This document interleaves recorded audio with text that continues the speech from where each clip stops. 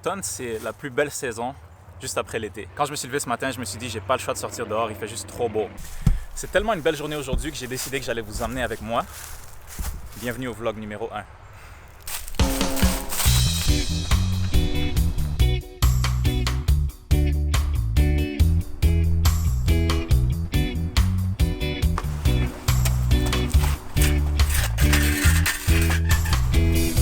Ouh, ça fait du bien ça.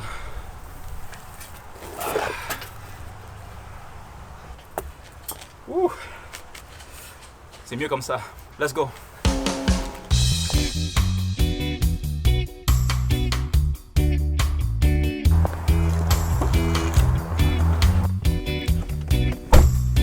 Beaucoup de clients aujourd'hui, la plupart d'entre eux c'est des acheteurs.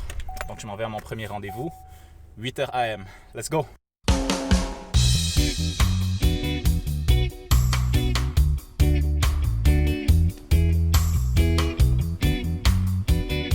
Je m'arrange toujours pour arriver 15 à 20 minutes avant mes clients, juste pour allumer toutes les lumières, faire sûr que tout est en ordre. Puis mes clients devraient arriver bientôt, d'ici 5 minutes à peu près. Après ça, j'ai une autre visite à La Pêche. Ça va être à peu près 1 heure de conduite, mais c'est une super belle maison, juste au bord de l'eau. Donc ça va être le fun.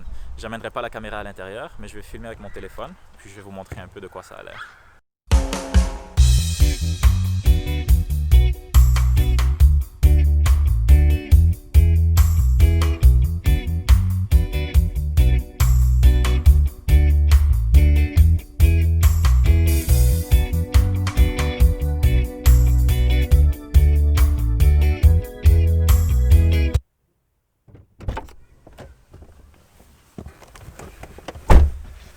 Visite terminée, c'était une super belle maison. Ma partie préférée, je pense, c'était la chambre principale.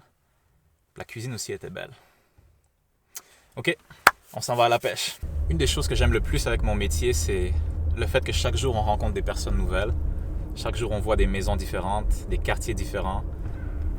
Puis surtout quand on s'en va dans des coins comme la pêche, des coins qui sont super beaux, super paisibles. J'adore ça. Pour la maison à la pêche, je vais laisser cette grosse caméra-là dans l'auto. Je ne veux pas faire peur aux clients, c'est la première fois que je les vois. Mais ceci dit, je vais prendre quelques vidéos avec mon téléphone pour vous montrer de quoi ça a l'air. Puis après ça, j'ai quelque chose de spécial dont j'aimerais parler. Donc, sans plus tarder, voilà la maison de la pêche.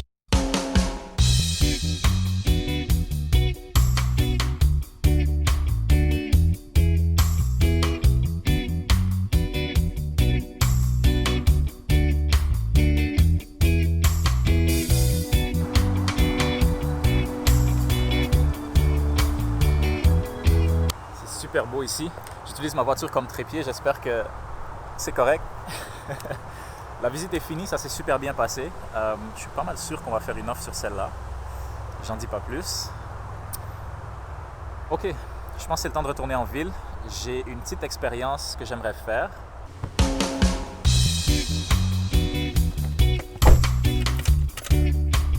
C'est une expérience que j'ai déjà fait avec un de mes amis. En ce moment, je suis dans le quartier dans lequel il y a les maisons les plus chères à Gatineau. Un des quartiers, c'est le domaine Champlain, Parc Champlain, proche de Vanier, proche du bureau où je travaille. Je ne vais pas vous dire ça va être quoi l'expérience tout de suite. Je vais prendre à peu près une trentaine de maisons, puis je vais vous dire c'est quelle voiture qui se trouve devant la maison. Je vais dire la marque de la voiture, probablement pas le modèle. Faites juste attention à quel type de voiture se trouve devant les maisons. Ensuite, on va aller au bureau, puis je vais m'expliquer un peu plus. Let's go. Volkswagen, Kia, Hyundai, Kia, Mercedes CLA, une des Mercedes les moins chères qu'on peut acheter, Hyundai, Toyota, Hyundai, Toyota Camry, BMW 2011, Chevrolet, Jaguar F-Pace, la voiture la plus chère que j'ai vue depuis tantôt. Je viens juste de parler à la propriétaire, elle est super gentille. Ça, c'est une Porsche Cayenne 2007 avec une Jeep. Toyota Yaris, Toyota, Nissan. Nissan. Cette maison-là vaut à peu près 4 millions de dollars. Elle est affichée en ce moment sur le marché. Toyota, Honda CR-V. C'est notre équipe qui la vendons, c'est l'équipe Mighty Weight. Donc si vous connaissez quelqu'un qui cherche une maison, magnifique, appelez-moi. J'aimerais tellement ça vendre celle-là. Aidez-moi. Si vous connaissez quelqu'un, laissez-moi savoir. 873-688-6969. Toyota Corolla, un vieux Dodge Ram. Celle-là, ça va être la dernière. Buick Ford. Maintenant, je vais aller au bureau et je vous explique. Juste avant que je me lance dans des explications, j'ai quelques appels que je dois faire avec des clients. Let's go!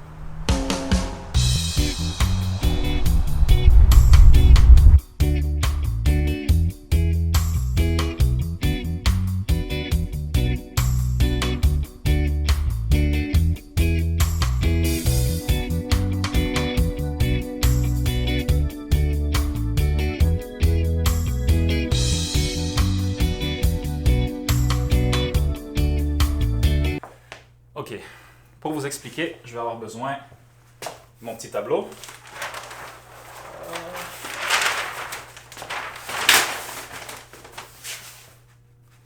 Let's go!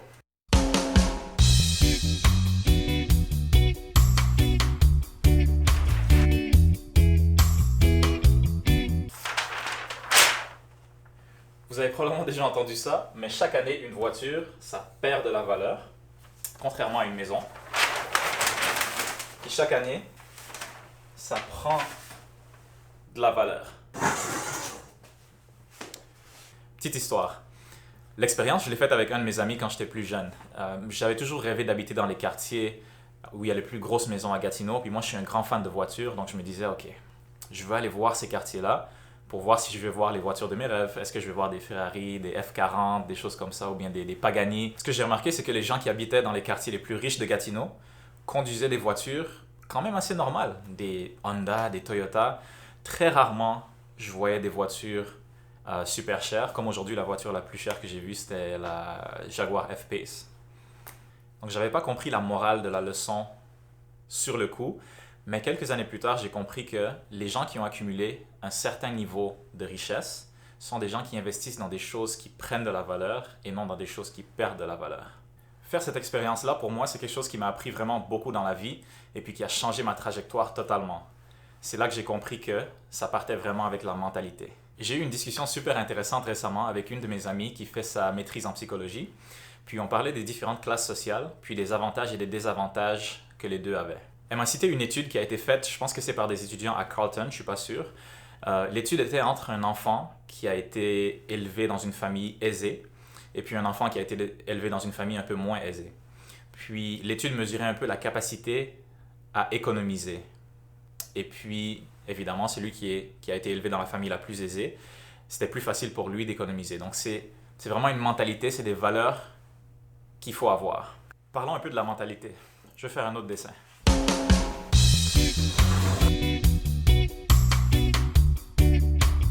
Ça, c'est vous. Peu importe où vous êtes en ce moment dans votre vie, ça, c'est votre rêve. Ça, ici, c'est toutes les embûches qui vont vous empêcher d'arriver à votre rêve. Au fur et à mesure que le temps passe, peut-être que vous allez réussir à éviter tous les obstacles et à arriver à votre rêve. Pour arriver à votre rêve puis surmonter tous les obstacles, ça va prendre beaucoup de temps. Puis pour arriver au rêve, ça va prendre un cocktail de toutes sortes de choses, par exemple la persévérance, l'éthique de travail, mais une des choses les plus importantes, ça va être la mentalité. La mentalité que vous allez avoir, la mentalité que vous allez cultiver, va vous permettre de poser les bonnes actions au bon moment pour vous permettre d'arriver au rêve. À chaque fois que vous allez faire face à une embûche, c'est la mentalité qui va vous aider à contourner l'embûche pour vous rendre à votre rêve.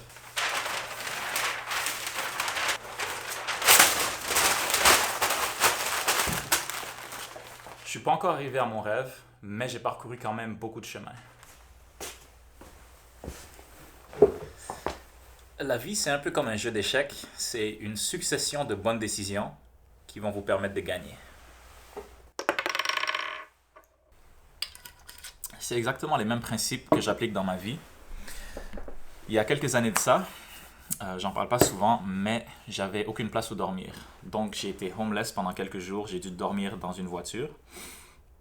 Dans cette période-là, dans cette époque-là, j'avais beaucoup de dettes et j'avais Je savais plus quoi faire. Donc, j'ai décidé de m'armer de mon courage. J'ai lu des livres, je me suis instruit, j'allais à l'école durant cette période-là. Donc j'ai fini par avoir mon diplôme, j'ai économisé mon argent, j'ai payé mes dettes et j'ai investi mon argent.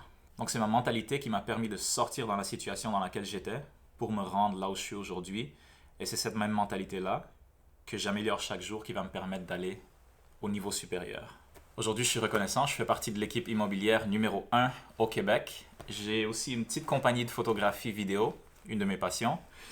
Puis, j'occupe un poste au gouvernement pour me permettre d'investir en immobilier. Ok, j'avais pas prévu aller aussi profond dans la conversation. That's what she said. Mais, ok, sur une note un peu plus légère, ça fait à peu près 3 semaines que je suis végétalien. J'essaye. J'aurais jamais cru que j'essaierais ça, mais voilà ce que je vais manger. Une petite recette indienne. Ça s'appelle biryani.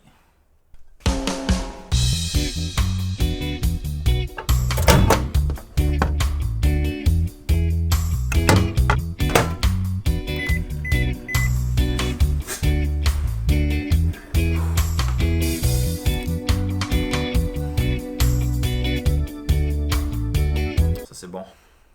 C'est la première fois que je mange aujourd'hui. J'ai pas arrêté depuis ce matin.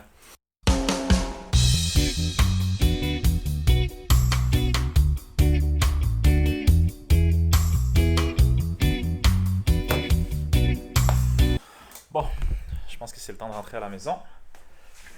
À peu près 7 heures du soir. Tout a été fait avec les clients. Tous les suivis ont été faits. Tous les appels ont été retournés. Ouais, je suis correct. J'avais envie d'aller shooter un peu au basket pour me pratiquer parce que chaque mardi soir dans notre ligue on a des matchs de basket. Mais je me suis blessé la semaine passée. Donc je me suis dit que j'ai couru ce matin. Si je veux jouer au basket, c'est peut-être pas une bonne idée. Donc je vais me calmer un peu. Je voulais aussi aller au gym, mais à cause du virus, je pense qu'à partir du 15, on ne pourra plus aller au gym. Donc, tous mes plans ont foiré. Je vais juste rentrer à la maison.